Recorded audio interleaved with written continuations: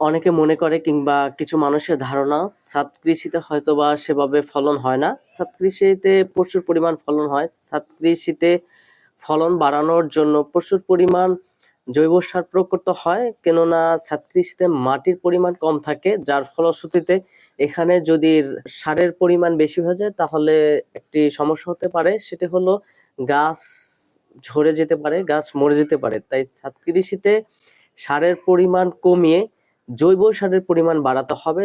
জৈব সারের যে গুণাবলী তাতে করে ছাদ কৃষির জন্য জৈব সারই যথোপযুক্ত। সেখানে ছাদ কৃষিতে যদি বেশি পরিমাণ জৈব সার প্রয়োগ করা যায় এবং মাত্রাতিরিক্ত যদি জৈব সার প্রয়োগ করা যায় তাহলে অন্যান্য সারের থেকে ছাদ কৃষির ক্ষেত্রে ভালো একটা ফলাফল বয়ে আনে। সেক্ষেত্রে ছাদ কৃষি যারা করেন তারা খেয়াল রাখবেন, ছাদ কৃষিতে আপনারা প্রচুর পরিমাণ জৈব সার প্রয়োগ করবেন, অন্যান্য সারও প্রয়োগ করবেন, সেটা মাত্রার মধ্যে থাকবে। যেহেতু এখানে মাটির পরিমাণ কম এবং ছাদ কৃষিতে প্রচুর পরিমাণ পানি দিতে হয়, সকাল এবং বিকেল পানি দিতে হয়।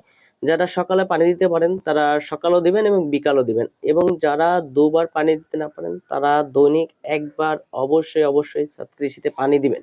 ছাদ কৃষিতে ভালো ফলাফল বয়ে আনে টমেটো, বেগুন, করলা, মিষ্টি কুমড়া। এরপরে ছাদ কৃষিতে প্রচুর পরিমাণ ভালো ফলন পাওয়া যায়, বিশেষ করে পুঁই শাকে। পুঁই শাক হচ্ছে বর্তমান বাংলাদেশের একটি জনপ্রিয় শাক, এবং পুঁই শাক এত দ্রুত ছাদ কৃষিতে ফলন দেয় যেটা কল্পনার বাইরেও।